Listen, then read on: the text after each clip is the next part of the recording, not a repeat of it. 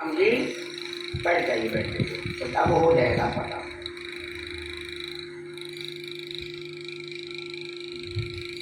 तो भगवान दरवाजे पर आए और आने के बाद में उन्होंने आवाज लगाई। क्या आवाज लगाई? अलग निरंजन।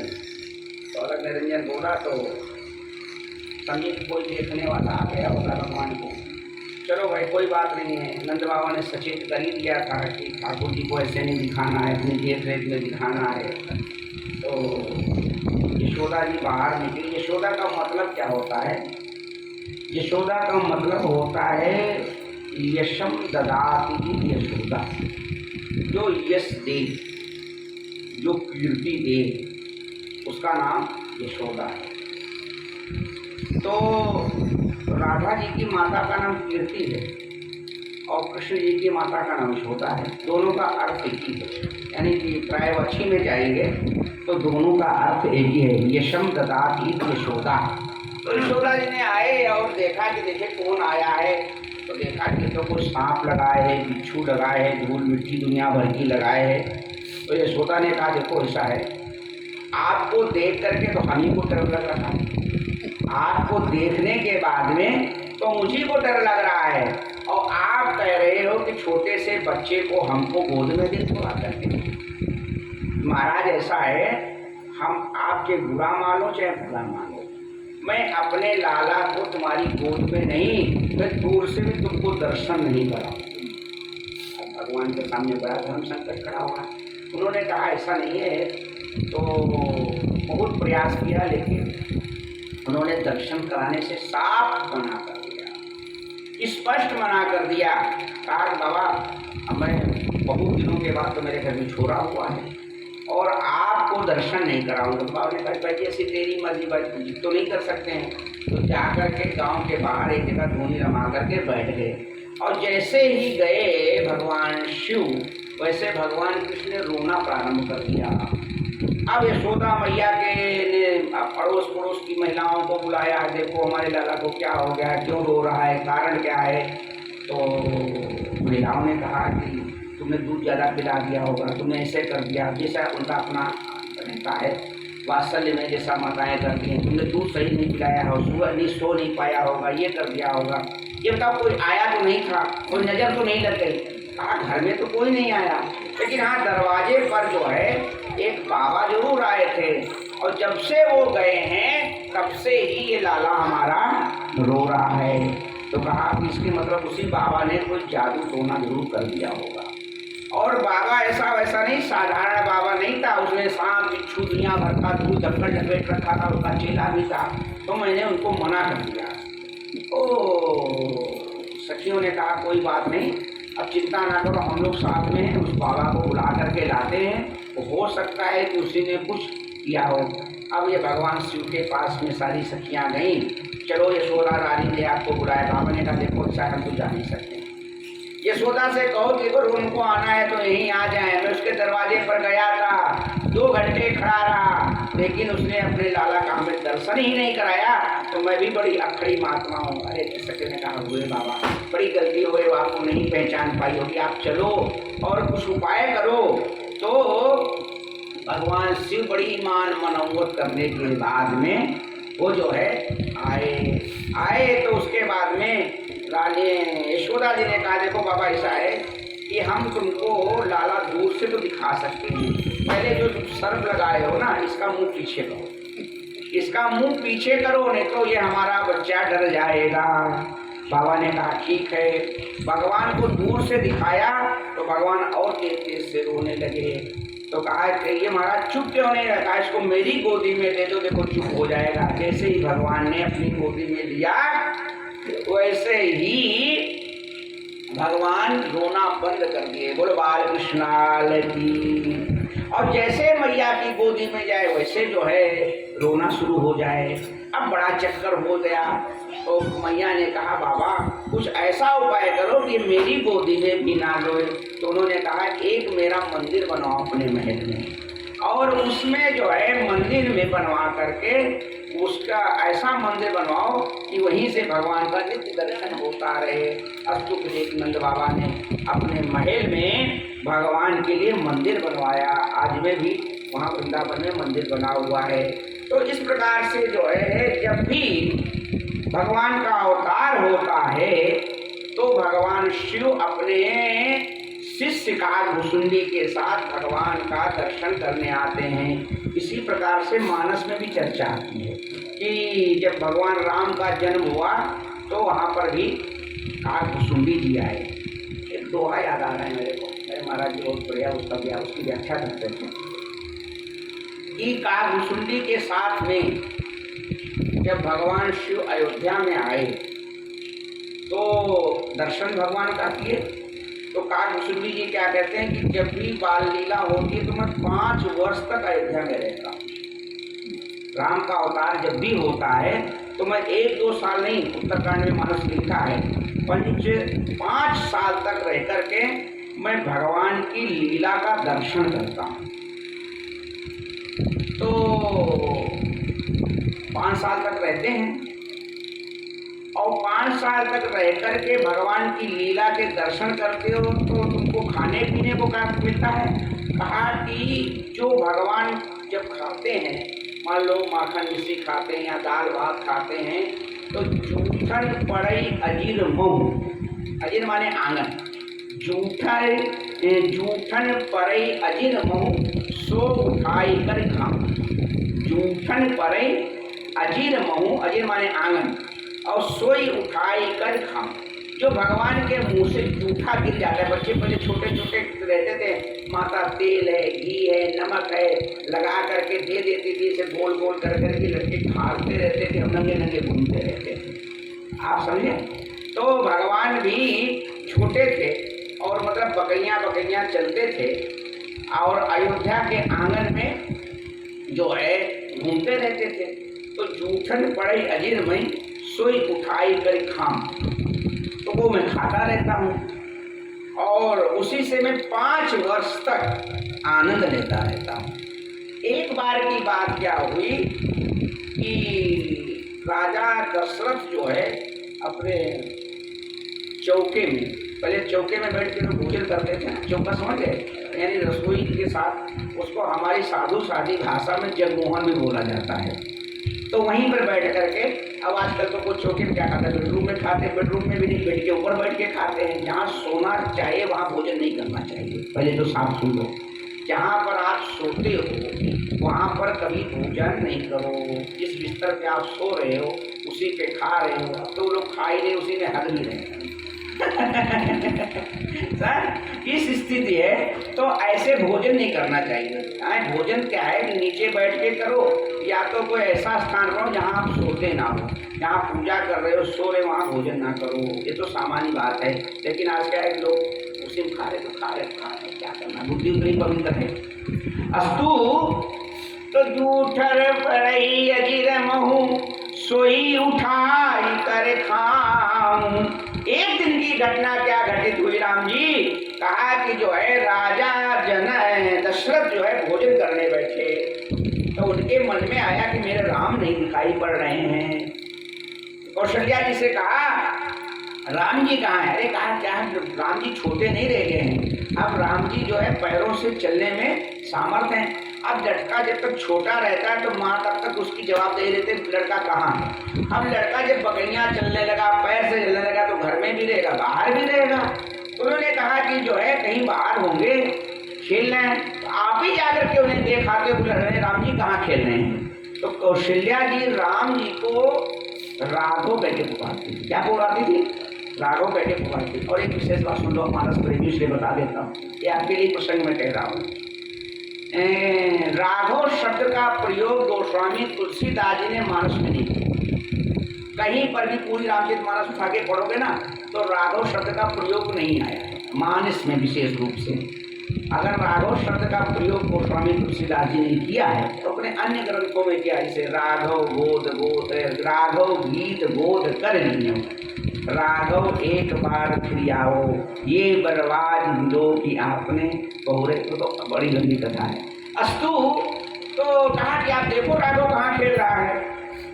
तो राजा दशरथ जो है रसोई में थाली लगी हुई थी और थाली को छोड़ करके भोजन करने जा रहे थे। भोजन को छोड़ करके राम जी को देखने गए बाहर। तो राम जी जो है खेल लेते तो बुलाया, ए राम जी इधर आओ, राघव जी इधर आओ। तो भगवान बुलाने से नहीं आया। तो इनको थोड़ा गुस्सा आया और कौशल्या से कहा, तुमने लड़के को बर्बाद कर दिया, मेरी बातें नहीं मानता है, क्या तुमने सिखा पढ़ा दिया है? मैं भोजन करने के लिए इंतजार कर रहा हूँ, मैं बुला रहा हूँ लेकिन आ नहीं रहा है। तो कौशल्या जब बोलन जाए, कौशल्या जब बोलन जाई तो ठुमुकी ठुमुकी हरि चलई पराई। तो भगवान ठुमुक ठुमुक कर मस्ती से आ रहे हैं। कहा कि परमात्मा को यदि बुद्धि से बुलाओगे, राज के अभिमान से बुलाओगे तो भगवान कभी नहीं आएंगे। स्वस्थ मन से, पवित्र मन से, भक्ति से, वात्सल्य से बुलाओगे तो भगवान ठुमुक ठुमुक करके आपकी गोद में आकर के बैठ जाएंगे। इसलिए भगवान के साथ बुद्धि नहीं, हृदय लगाओ। भगवान बुद्धि से नहीं आते हैं, भगवान तो हृदय से आते हैं। कौशल्या जब बोलन जाई, ठुमुकी ठुमुकी हरि चलही पराई। भगवान आए तो कैसे आए? कहा धूसर धूरी भरे तन आए, धूसर धूरी भरे तन आए। आज भगवान कैसे आ रहे हैं? कहा कि धूल में लथपथ आ रहे हैं, धूल में सना हुआ बदन लेकर के आ रहे हैं। और बिहसीना राजा ने गोद में बैठाया। मेरा प्रश्न ये है कि राम जी अयोध्या का आंगन कैसा है? कहा वो जो आंगन अयोध्या का है वो मणिमय आंगन है, उसमें धूल नहीं है। अयोध्या के आंगन में धूल होती है।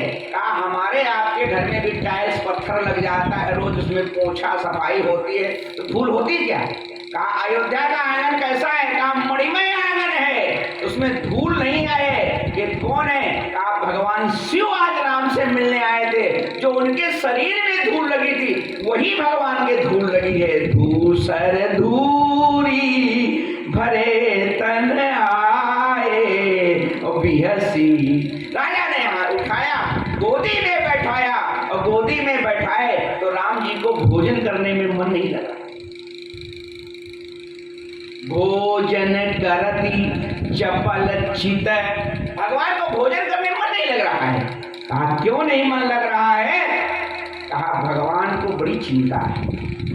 भगवान को क्या चिंता है कि भगवान शिव आए हैं तो वो हमारे राजभवन के अतिथि हैं, अतिथि भवन में रुके हैं, तो उनको जो है भोजन कराया जाएगा सम्मान के साथ। लेकिन मेरा जो कागभुसुंडी आया है वो तो अतिथि नहीं है, तो उसको भोजन कौन देगा?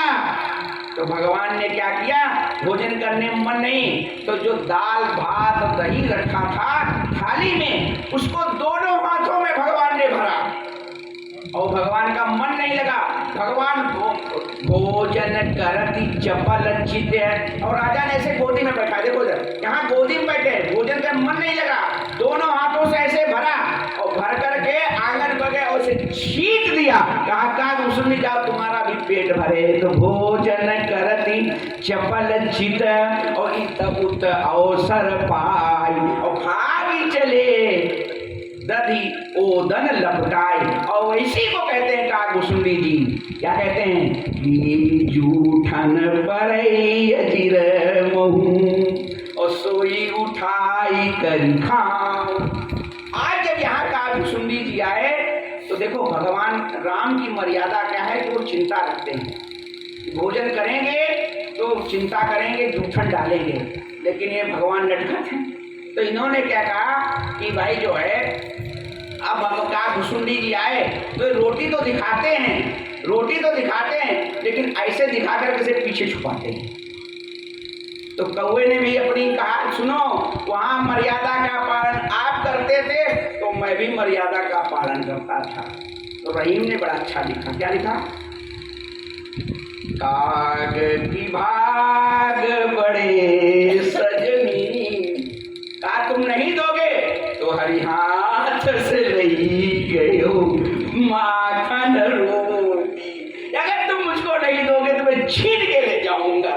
तो वह भी परिवर्तित हो गया जाकर। बोला वृंदावन बिहारी लाल की। तो कहने का अभिप्राय क्या है, भगवान विश्वम्भर हैं, वो सबका ध्यान रखते हैं। आज भगवान शिव ने भी भगवान का दर्शन किया और दर्शन करने के बाद में वहाँ बहुत दिनों तक भगवान की लीला का आनंद लिया और इसके प्रकार अनेक प्रकार के आनंद ले रहे थे। उसी समय क्या हुआ राम जी कि एक तृणावर्त नाम का राक्षस आ गया। एक तृणावर्त का नाम का राक्षस आ गया। एक तृणावर्त का एक पवंडर, जैसे हम लोग देखते हैं राम जी, ये जो गर्मी का मौसम आता है और उसमें जब गरम गरम हवाएं चलती हैं तो गरम गरम हवाएं कई बार इस प्रकार से चलती हैं कि उसके साथ में ये जो पत्ते पत्ते और ये जो जितना भी रोड पर कचरा पड़ा रहता है वो सारा का सारा जो है उस हवा के साथ में ऐसे ऐसे ऐसे घूमने लगता। आपने तो देखा ही होगा, बहुत हमने भी देखा ही है। तो राम जी कहा कि उस तृणावर्त इसी रूप में आया, धूल के रूप में आया और तृणावर्त ने क्या किया, ये धूल से आया और ये भगवान को जो है आकाश में उड़ा ले गया। कहाँ ले गया? आकाश में से घुमाते घुमाते घुमाते घुमाते ले गया और भगवान को ले गया। जब भगवान का इससे अभी काम नहीं चलेगा, थोड़ा और ले चलो। जब ले गया तो भगवान ने इसके वहीं पर गले दबाया, जय गोविंदाय नमो नमः हो गया जाकर के। इस प्रकार से भगवान जो है ने तृणावर्त का उद्धार किया। आज भगवान 1 साल के हो गए, लेकिन अभी तक भगवान का कोई नाम नहीं रखा गया। ना भगवान का नाम रखा गया और ना ही जो है बलराम का कोई नाम रखा गया। तो माताएं बुलाती क्या थी, माताएं अपने बच्चे को कुछ भी प्यार से बुलाने लगती हैं। तो भगवान को जो है कलुआ और बलुआ कह करके माताएं बुलाती थी। तो भगवान देखने में बड़े काले थे, तो काले कलुआ और बलुआ कह के दुलार की प्यार की भाषा में बुलाया जाता था। 1 साल जब हो गया तो वसुदेव जी को भी चिंता हुई कि मेरे पुत्रों का नामकरण नहीं हुआ। तो उन्होंने अपने जो पुरोहित हैं, जो नंद बाबा के पुरोहित हैं वो शांडिल्य जी हैं और जो वसुदेव के पुरोहित हैं वो गर्ग जी हैं। दोनों संतानें किसकी हैं? तो कहा ये वसुदेव की हैं। तो वसुदेव जी को ज़्यादा चिंता है कि मेरे बेटे का नामकरण हो या कोई भी संस्कार हो।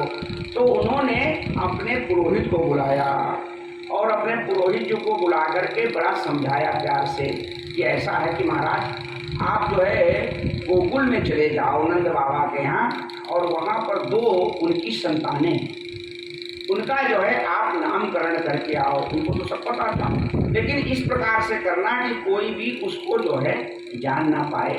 अब ये आए और इन्होंने राजा से कहा कि महाराज जो है आप गोकुल में आने के बाद में यदूनाम च महाचार्या चाकाभूय शर्वतः श्रुतम मया संस्कृतम ते मन्यते देवकी श्रुतम। असल में जो है इन्होंने कहा कि आप जो है देवकी श्रुतम, वो देवकी के है बेटे, इसलिए आप जाओ।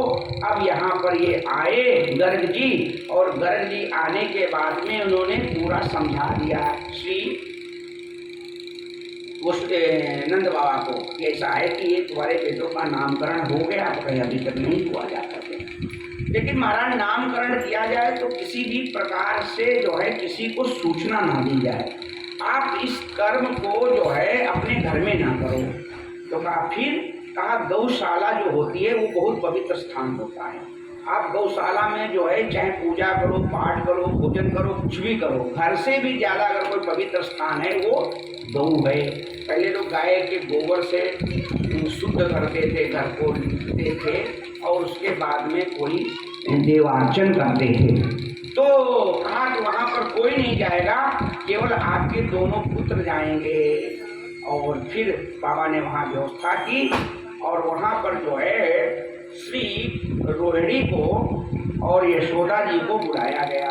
अच्छी महिलाओं की बुद्धि में क्या होता है कि देखें बाबा को कुछ आता है कि जाता है कि नहीं आता जाता है, ये बुद्धि में आया। तो उन्होंने कहा ऐसा है दीदी क्या करो, हम लोग अपनी अपनी जो संतान है उनकी अदला बदली कर लेते हैं कि खाली बाबा जो आए हैं खड़िया छाप मन समझो, मतलब ये कुछ जानते बूझते भी हैं कि खाली ऐसे हैं। तो उन्होंने कहा कोई बात नहीं। तो उन्होंने अपनी दोनों संतान की, यानी कि भगवान कृष्ण को रोहिणी जी ने ले लिया और भगवान कृष्ण को जो है रोहिणी जी ने ले लिया और बलराम को यशोदा जी ने ले लिया।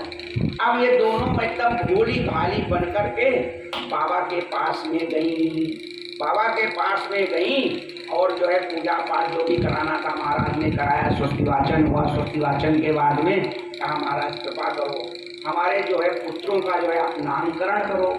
तो बाबा ने जैसे ध्यान करके देखा तो मोर बड़ी मुस्कुराए, वाह देवी तुमने तो हमारी परीक्षा लेना शुरू किया।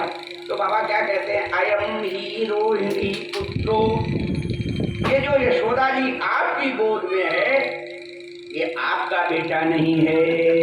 आप तो माता के काटो तो खून नहीं, आप तो चोरी पकड़ी गई ना। अब जब चोरी पकड़ी गई तो कहती महाराज क्या कह रहे हो आप?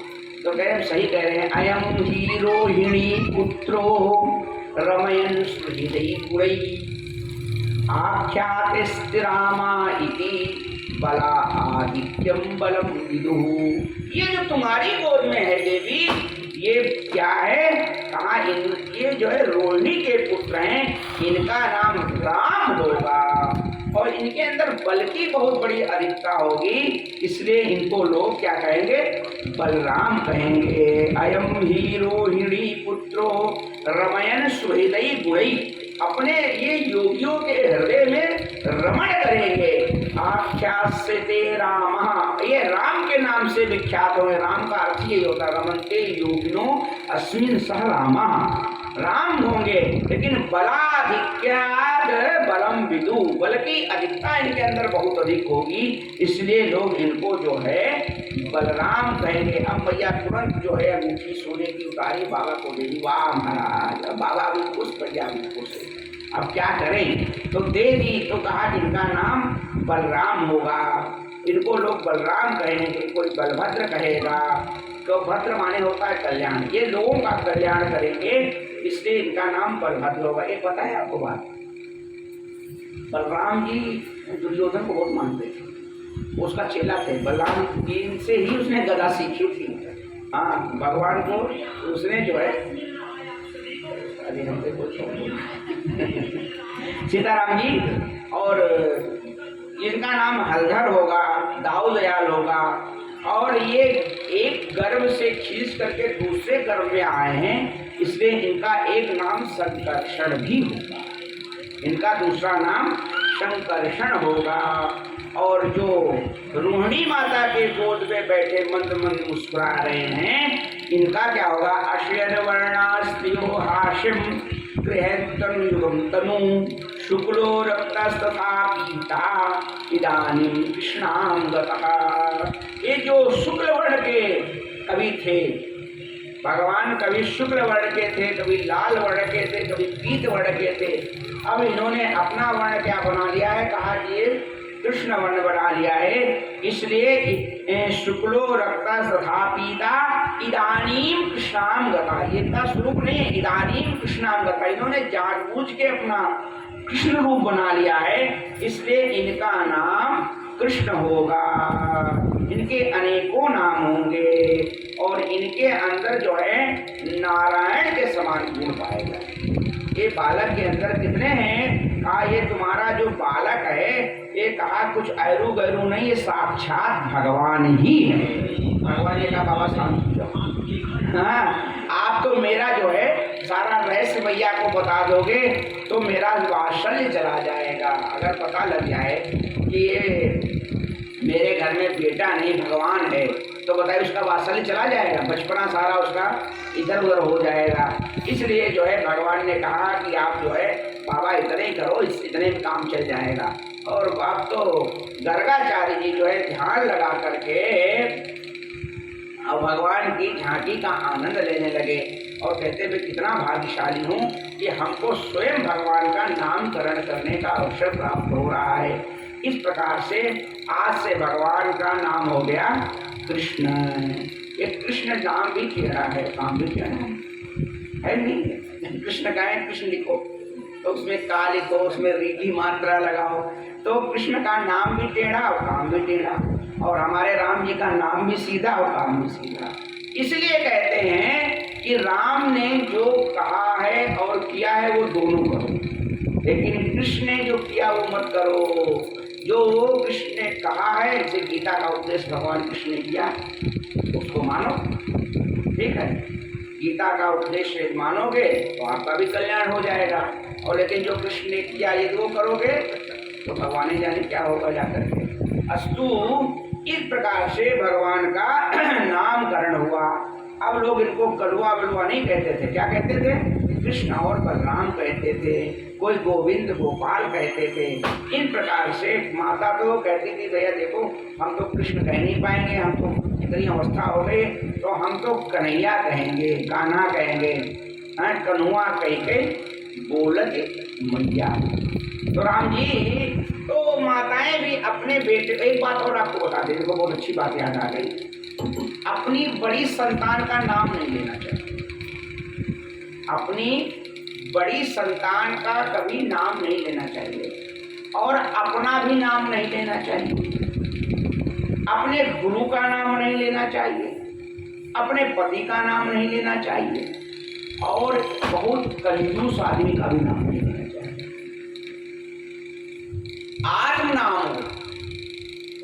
नामो माने अपना नाम, आत्म नाम और गुरोर नाम, अपना भी नाम नहीं लेना चाहिए और गुरु का नाम नहीं लेते हैं। नाम से अधिक बड़ा सिचार, बहुत कंजूस आदमी का नाम लेने से भी पाप लगता है। यानी तो इसलिए जो है अपनी जो बड़ी संतान है उसका भी नाम नहीं लेना चाहिए। आपकी जो बड़ी संतान हो, तो इसलिए देखो बड़ी संतान को लोग जो है नाम जो उसका निकलता है उसके अलावा भी नाम रखते थे। ये दो दो तीन तीन नाम रखने की परंपरा जो चली आई उसके पीछे यही सिद्धांत है, ठीक है? उसके पीछे जो मूल सिद्धांत है कि हम अपनी बड़ी संतान को क्या, तो पहले लोग भैया, बाबू, दादा, काका, पप्पू, चुन्नू, मुन्नू ऐसे नहीं बोलते थे।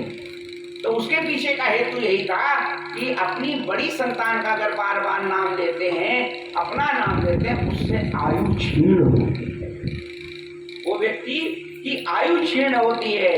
तो हम जानबूझ करके अपनी संतान की नाम नहीं लेकर के उसको अपने हिसाब से बोलते हो, भाई इनकी बड़ी संतान ही है तो माता ने कहा हम कृष्ण कह भी नहीं पाएंगे और ये मेरी बड़ी संतान है, तो कन्हुआ कह कह बोलत मैया, मुदित परम मन लेती बलैया।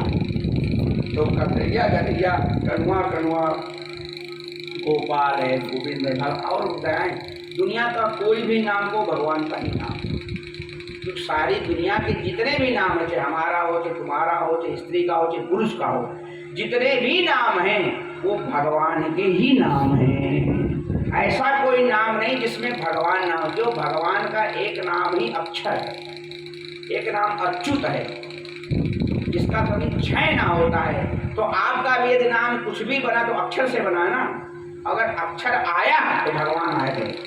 इसलिए कहते हैं जीव मात्र से कल्याण करो, जीव मात्र से परमात्मा देखो, ये बड़ा दर्शन है। वो सब बड़ी मूल चर्चा हो जाएगी। सुनो, अस्तु आनंद की चर्चा में आइए। तो भगवान ने क्या किया, नंद बाबा नित्य जो है शालिग्राम भगवान का पूजन करते थे, शालिग्राम भगवान का नित्य पूजन करते थे। शालिग्राम भगवान जानते हैं, काले काले होते जामुन जैसे।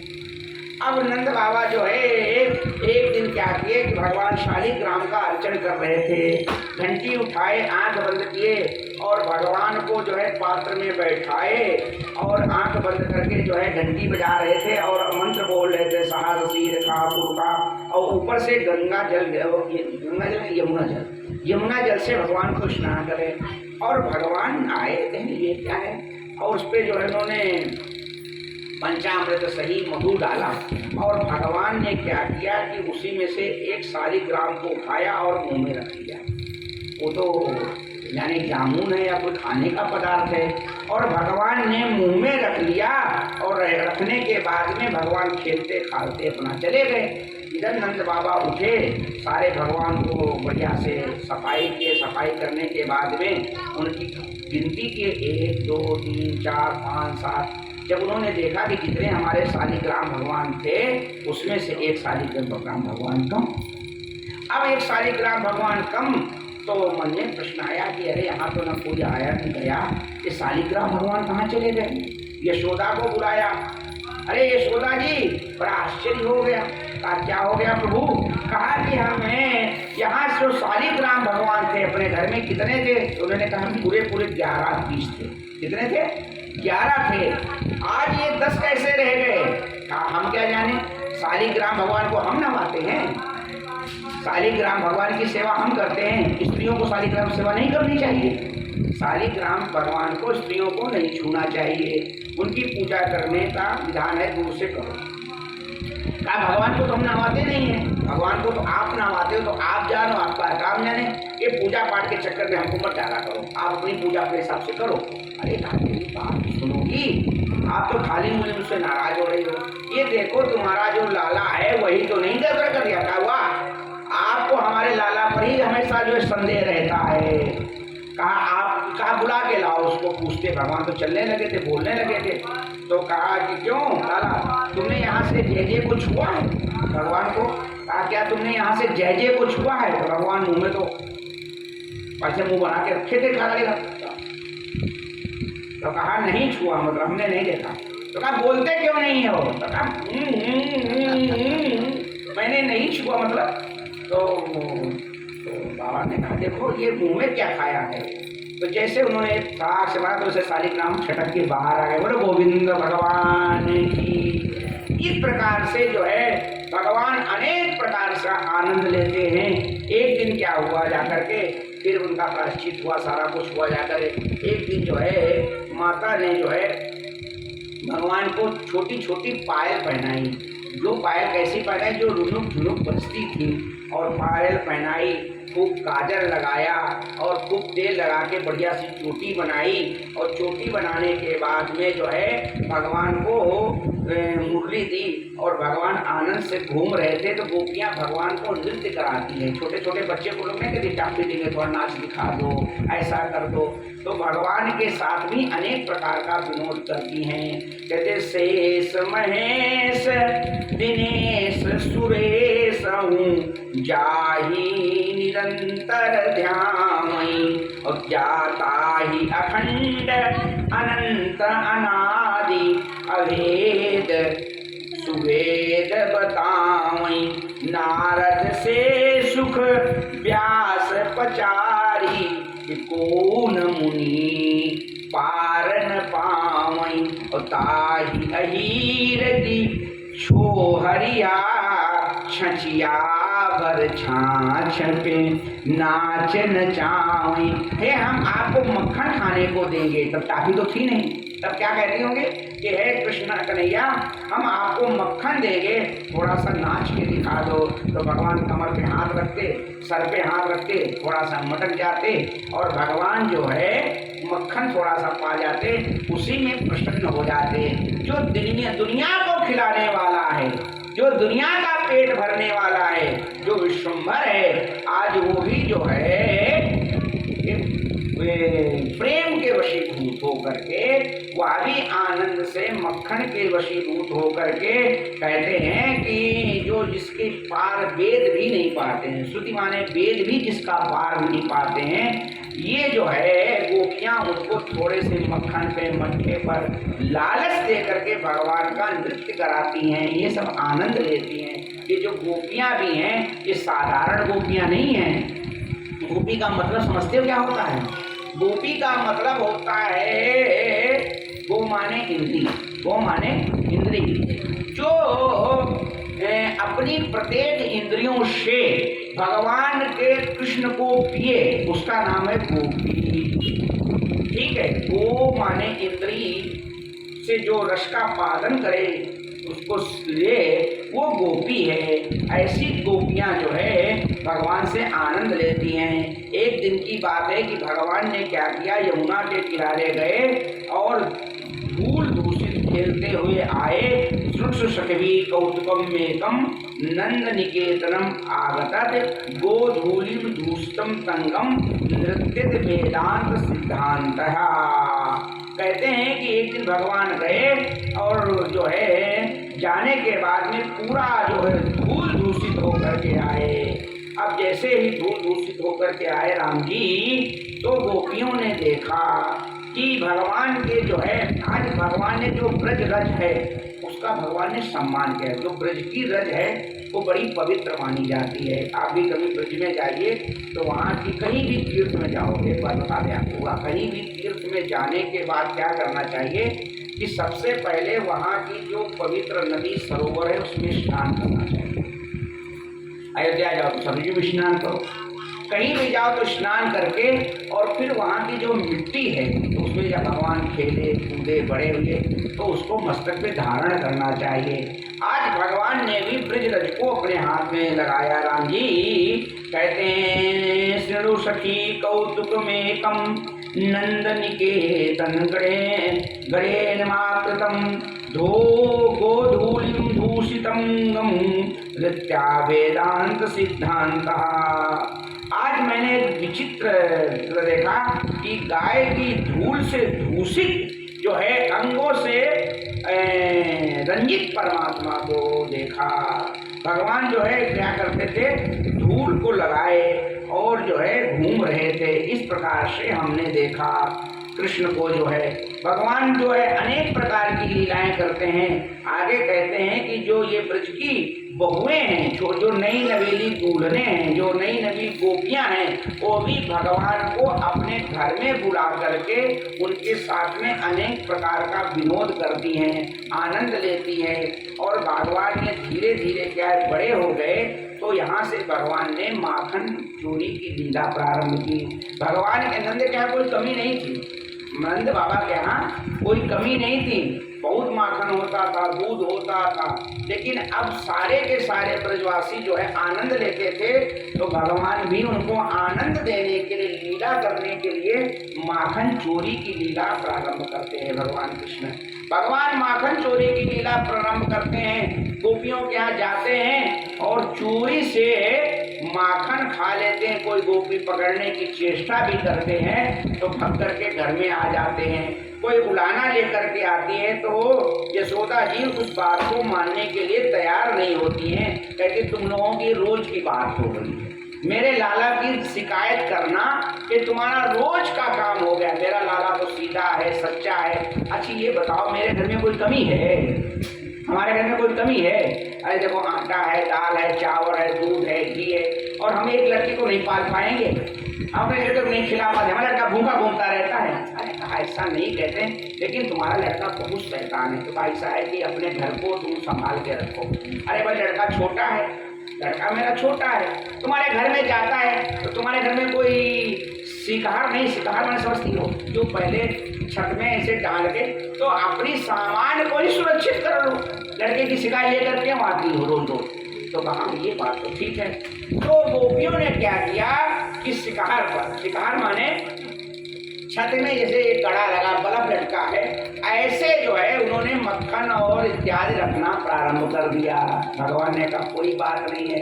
तो भगवान के जो रिष्ट मित्र थे ना वो अकेले नहीं थे, 10-5 थे, सुदामा, श्री रामा इत्यादि। तो उन्होंने कहा कन्हैया तुम्हारी काम खत्म। भगवान ने कहा क्या हो गया? अरे कहा गोपियां बड़ी चतुर हो गई हैं ब्रजमंडल की। उन्होंने क्या किया है कि जो माखन मिश्री नीचे रखती थी, अलमारी में रखती थी, चौके में रखती थी, अब वो सारा उठा करके और वो जो है उस पर टांग देती हैं। अब हम लोग छोटे छोटे हैं तो बताओ हम कैसे खाएंगे? अरे आप चिंता क्यों करते हो, हम है ना, आपको चिंता करने की जरूरत नहीं है। तो कहा फिर आज सब लोग साथ चलना, हम उपाय बताएंगे।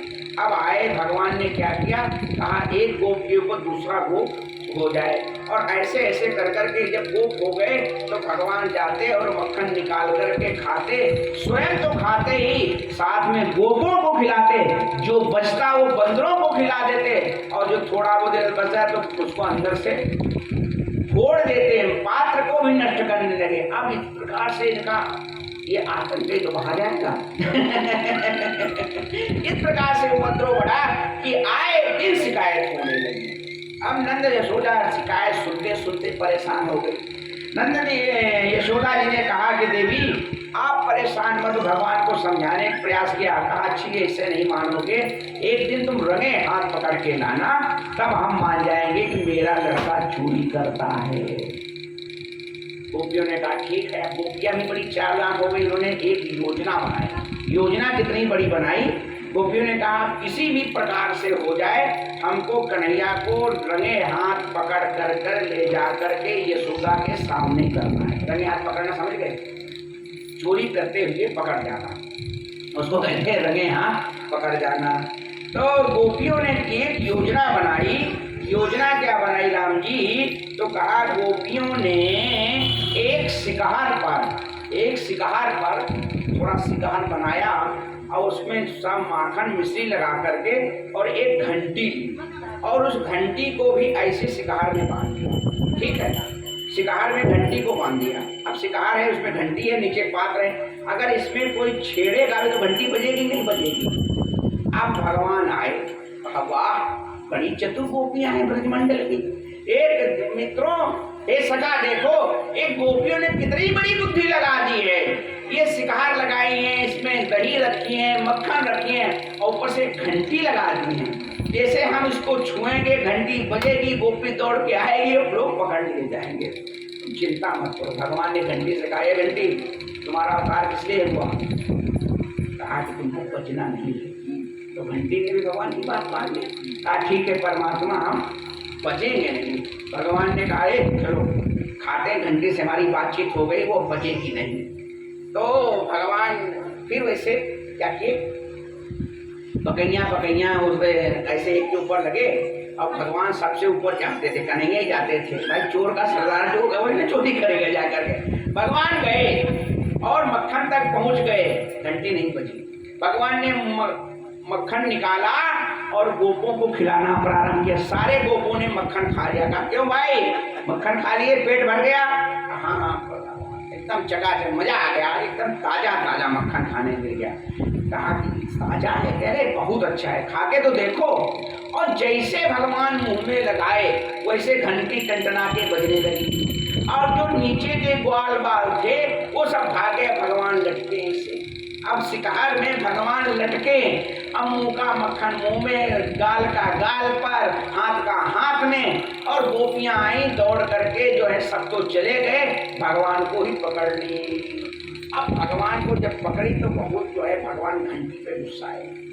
एक घंटी तुमने तो बड़ा गलत काम किया, सारे इष्ट मित्र खाते रहे तो तू नहीं बोली, और जैसे हमने मुंह में लगाया वैसे तुम बोल गई। ये तो तुमने जानबूझ के मुझे फंसा दिया। तो घंटी कहती भगवान मेरा अवतार ही इसलिए हुआ कि आपका भोग लगे, तब तो हमें बचनी पड़ेगा। आपके इष्ट मित्रों ने जब भोग लगाया तो मैं नहीं बोली, अगर आपके भोग समय यदि मैं नहीं बोलूँगी तो मेरा जीवन लेना व्यर्थ हो जाएगा। अब गोपियों ने भगवान को पकड़ लिया और गोपियाँ पकड़ के तो मुंह में ढकी हुई थी। आज बड़बड़ा रही गोपियाँ, चलो बताएंगे जो है कि लोग यशोदा जी कहती थी मेरे लड़के को कभी नहीं करता, आज जब लगे हाथ लेकर के चलोगे ना तो यशोदा के भी और ठिकाने लग जाएंगे। इसका बड़बड़ाते हुए जो है जा रही थी, भगवान को पकड़ी तो बहुत दूर जैसे जब गुस्से में होती तो देखती नहीं चल रहा है कि ये फिसल रहा है, तो भगवान को लेकर जा रही थी। तो भगवान ने कहा कि देखो कि बुद्धि लगाते हैं। भगवान ने बुद्धि लगाई, गोपी से कहा गोपी तू बड़ी अच्छी है, हाँ बताओ क्या बात है, इतना अच्छा मक्खन बनाया था हमने, चोरी से खाया तो क्या हुआ, लेकिन मक्खन तुमने बहुत अच्छा बनाया। इतना ब्रज में हम कितने आ जाते हैं, कोई इतना अच्छा मक्खन नहीं बनाता है। अब जैसे उसने अपनी प्रशंसा सुनी तो थोड़ी सी शांत हुई, बड़बड़ाना शांत हुआ। कहा हाँ कन्हैया क्या करें, मक्खन तो है और हम चाहते भी तुम मक्खन खाओ, लेकिन जो तुम मक्खन में नुकसान कर देते हो ना, इससे बड़ा कष्ट होता है। तुमको जब भी मक्खन खाना हो ना अकेले आया करो, तुम दुनिया भर के लोगों को बटोर के ले आते हो ना, ये ठीक नहीं लगता है। तुमको खाना हो तो 1-2 कटोरी मक्खन हम ऐसे दे दिया करेंगे, लेकिन ये जो तुम चोरी की चमारी करते हो, दुनिया भर के लोगों को बटोर के लाते हो, ठीक बात है, हाँ ये तो हम गलत बात है। हाँ अब आगे से ऐसा नहीं करना। तो भगवान ने कहा गोपी वो तो कोई बात नहीं है, लेकिन ये बताओ जो हमारे इष्ट मित्र हैं इनको कैसे खिलाएंगे, इनके लिए तो कुछ करना ही पड़ेगा। लेकिन तुम बहुत अच्छी हो, ऐसा करो ये जो मेरा हाथ है बहुत देर से आप पकड़ी हो ना, अब ऐसा करो कि दूसरा वाला हाथ जो है मेरा अगर पकड़ लोगी तो हमको थोड़ा सा चलने में सुविधा हो जाएगी। जैसे उसने कहा कोई बात नहीं, वो तो घूंघट डाले थी। तो भगवान ने क्या किया कि जो भगवान का ग्रुप था, चोरी का जो उनका ग्रुप था, उसी में उसका देवर भी साथ में था। भगवान ने उसको इशारा दे धरा और इशारा आकर के वो माना है, मानेगा क्यों नहीं भगवान का मित्र।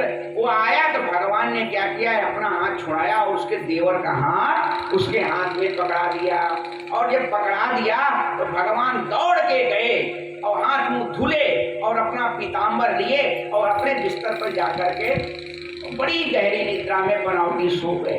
अब ये गोपी इधर बड़बड़ाते हुए आई, आज मैं जाऊंगी सब सहेलियों के बुलाऊंगी, आज यशोदा का ऐसा कर दूंगी वैसा कर दूंगी, आज मैं रंगे हाथ पकड़ के ले जा रही हूँ। कोई ब्रजमंडल में ऐसा काम नहीं कर पाया। आज मैं दिखाऊंगी तुम्हारा लाला कितना बड़ा चोर है। अब ये बड़बड़ाते बड़बड़ाते आई, यशोदा यशोदा दरवाजे खोलो दरवाजे। यशोदा क्यों सब पार के चिल्ला रहे। अब कोई भी जब आता था और बड़बड़ाने लगता था तो यशोदा सबसे पहले घर में कन्हैया को देखती थी, देखें लाला है कि नहीं है, हो सकता है उसी की कोई शिकायत लेकर आया। तो आज जब यशोदा जी देखती, अरे लाला कम से कम सो रहा है। अब यशोदा जी मुद्दा से हाँ बताओ क्या बात है, क्या है? अपना पक्ष मजबूत है ना, लाला तो सो रहा पड़ करके है। अब क्या बता दी, अरे वो उधर पड़ा है, देखो तुम कहती हो मेरा लाला चोर नहीं, ये नहीं वो नहीं। अरे बड़बड़ा रही थी, क्या बात हुई है, तुम्हारा लाला देखो आज मैं रंगे हाथ पकड़ के लाई हूँ, मेरा लाला पकड़ के लाई हूँ, मेरा लाला तो सो रहा है, तुमने देखा किसका हाथ पकड़ कर, क्यों पकड़ा है, मैं तुम्हारे लाले का हाथ पकड़ के लाई। अरे रात घूंघट हटा करके देखो कि तुम किसको लेकर आए, तो देखा तो बेचारी पानी पानी रह गई। बोलो वृंदावन बिहारी लाल की।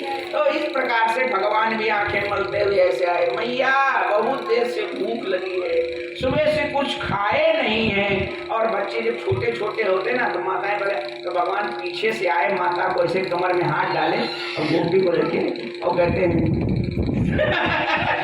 आनंद ही आनंद ब्रज में बरस रहा है। बोलो आनंद कंद भगवान की। इस प्रकार से भगवान जो है गोपियों के साथ रह करके अनेक प्रकार की बाल लीलाओं का आनंद देते हैं। ये भगवान क्या कर रहे हैं, ये भगवान का जन्म ही आनंद के लिए हुआ है। आज भगवान सबको आनंद देते हैं। इसी प्रकार से हम शाम को भी भगवान की जो शेष बाल लीलाएं हैं उनकी चर्चा करते हुए करेंगे। आइए 2 बार भगवान नाम संकीर्तन करें और फिर प्रसाद लेकर स्नान करेंगे। बढ़िया कीर्तन। बोलिए सीतारामचंद्र भगवान की, बालकृष्ण लाल की। श्री राधे राधे गोविंद गोविंद राधे, श्री राधे राधे गोविंद गोविंद राधे, श्री राधे राधे गोविंद गोविंद राधे, श्री राधे राधे गोविंद राधे, गोपाल राधे, गोविंद राधे गोपाल राधे, गोविंद राधे गोपाल राधे, गोविंद राधे गोपाल राधे, गोविंद राधे गोपाल राधे, गोविंद राधे गोपाल राधे, श्री राधे राधे गोविंद गोविंद राधे, श्री राधे राधे गोविंद गोविंद राधे, श्री राधे राधे गोविंद गोविंद राधे, श्री राधे राधे गोविंद गोविंद राधे, गोविंद राधे गोपाल राधे, गोविंद राधे